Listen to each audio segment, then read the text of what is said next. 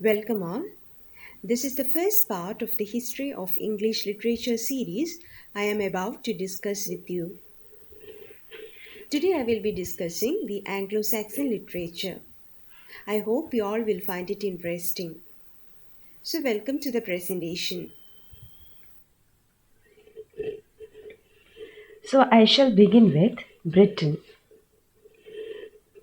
The constitutional name of the country is United Kingdom of Great Britain and Northern Ireland. And Great Britain means England, Scotland and Wales. The earliest races to settle in Britain were the Iberians and the Celts. And the name Iberians is drawn from Iberia, the ancient name of Spain. The Celts who settled in the south are called Britons, and hence the name Britain for the land. And when we speak about the history of Britain, we can see that the recorded history of Britain begins only with the coming of the Romans in 55 BC. And it is Julius Caesar who gives the first records about Britain in his book Gaelic Wars. Actually, the Roman occupation left an indelible mark on Britain. The Romans built towns and facilitated movement of goods and people by the construction of roads. This was a step beyond the rural Celtic village structure. And in 410 AD, the Romans withdrew their troops from Britain, and this eventually enabled the Anglo Saxon invasion. So, the Anglo Saxon or Old English period. The Anglo Saxons belonged to the Teutonic family of people. They hailed from the region between Danish Peninsula and the Rhine, or we can simply say between Germany and Denmark. And they belonged to three tribes, the Angles, Saxons, and Jutes. And they were together known under the common name English. So the conquest of Britain is gathered from the Anglo-Saxon Chronicle and Ecclesiastical History of Venerable Bede. So to Anglo-Saxon literature. Like any other literature, in Anglo-Saxon literature too, poetry preceded prose. And the Anglo-Saxon poetry represents the temperament and character of their creators who were splendid warriors, great lovers of nature, and were also capable of profound emotions. And the earliest poets were the minstrels or gleemen who used to sing about the legends and warriors in royal courts on festive occasions.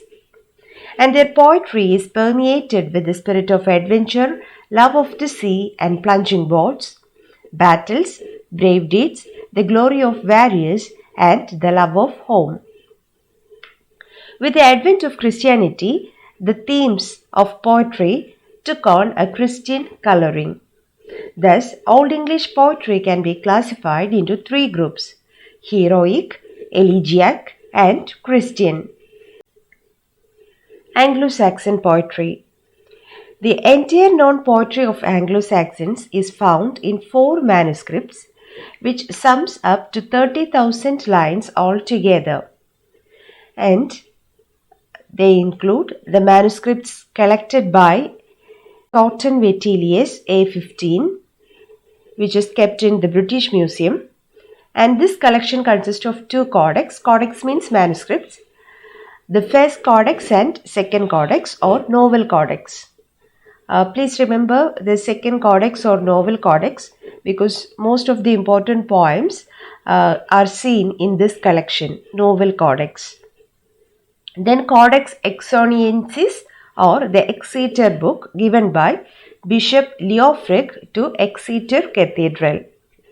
Then the third one is Vercelli book preserved in the Cathedral Library at Vercelli in northern Italy.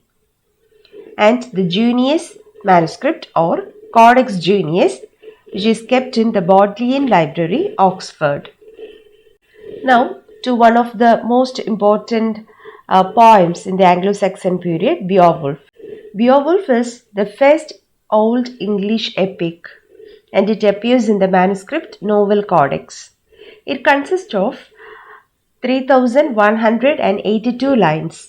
It is written in West Saxon dialect and written on continental Germanic theme, and it describes the manners and customs of forefathers before they came to England. The Angles brought the story to England in the form of short songs about the hero. It was rewritten by a poet of 8th century who imparted a few Christian applications to a pagan story. And the story of Beowulf deals with two major events in the life of Beowulf, the hero of the Geates. As a young man, Beowulf fights and kills the monster Grendel, which had been ravaging the kingdom of the Danish king Hrothgar, and he also kills Grendel's mother, who comes to avenge her son. And Beowulf, when he goes back to his own native place, is crowned as the king of Geates. And the second event happens after 50 years, where he again fights another dragon that attacked his own people. And in that combat, both Beowulf and the dragon receive mortal wounds. He died of the dragon's fiery breath, and the poem concludes with his cremation. So Beowulf epitomizes the early English ideal of courage and nobility. And other Anglo-Saxon poems which we can see are Widsith, Valdera, the fight at Finnsburg, the Battle of Brunaburg, the Battle of Maldon, the Lover's Message, etc. And we can see 7 short elegies in the Exeter book. They are Ruin, the Wanderer, the Seafarer, the Wife's Complaint, the Husband's Complaint, Diover's Lament, and Wolf and Eduacer. So to Christianity and Old English poetry. With the advent of Christianity, a new spirit of ardent religious fervor entered the life and literature. The later Old English poetry developed under the teachings of the monks who settled at Northumbria. These monks had behind them all the culture and the literary resources of the Latin language. And Northumbria became the seat of the monks who influenced the Anglo Saxon literature, and it is called the Northumbrian School.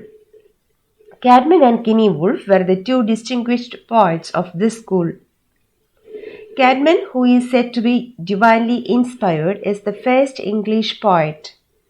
The stories of the Holy Bible in verse, known as Caedmon's paraphrases, were written about 670 AD. It includes the Genesis, the Exodus, and a part of Daniel. Okay. So to Cynewulf. Cynewulf is the greatest of the Anglo-Saxon poets. The fates of the apostles, Juliana, Eileen, and Christ too, or the Ascension, credit to the corpus of his 4 rune signature poems. And rune signature is used by the early Anglo-Saxons as an alphabet in their writing. So these 4 poems credit to his rune signature poems, and there are many unsigned poems that are attributed to Cynewulf.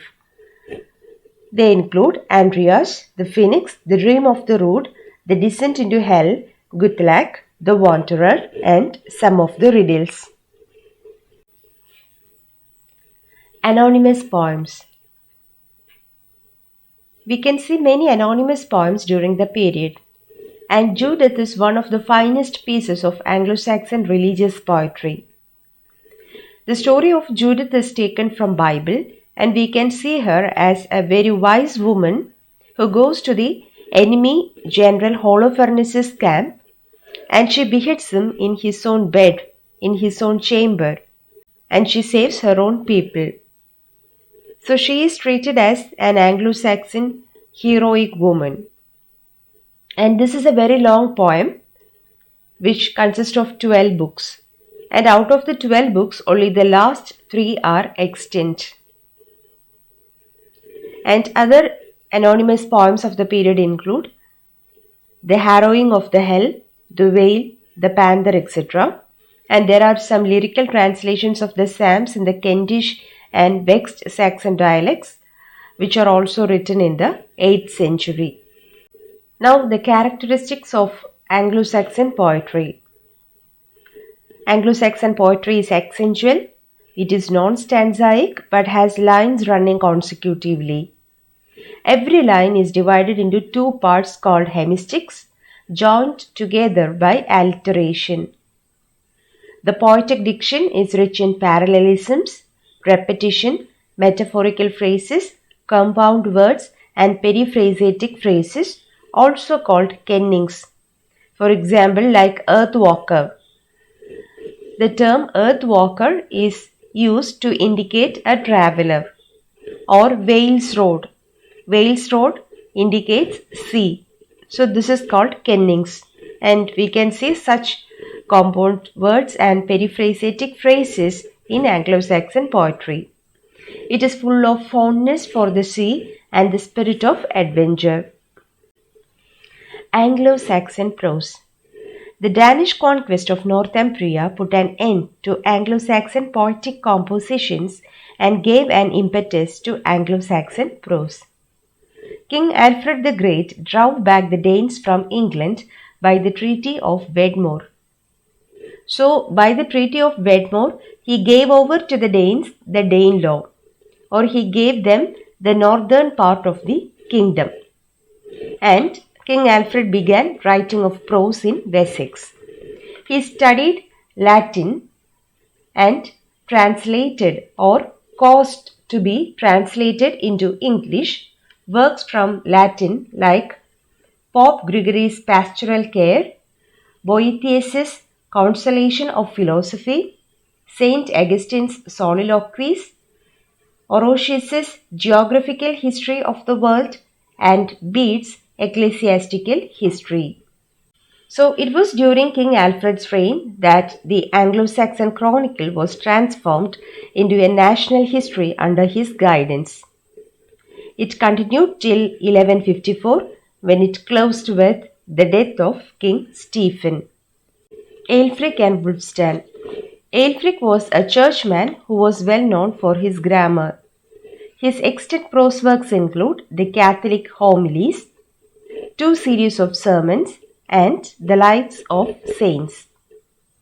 Wulfstan was the Bishop of Worcester and Archbishop of York. His Address to the English and Sermo Lupi ad Anglos are the most notable prose works. So this is all about Anglo-Saxon literature. Thank you for listening to me. Please wait for the next part.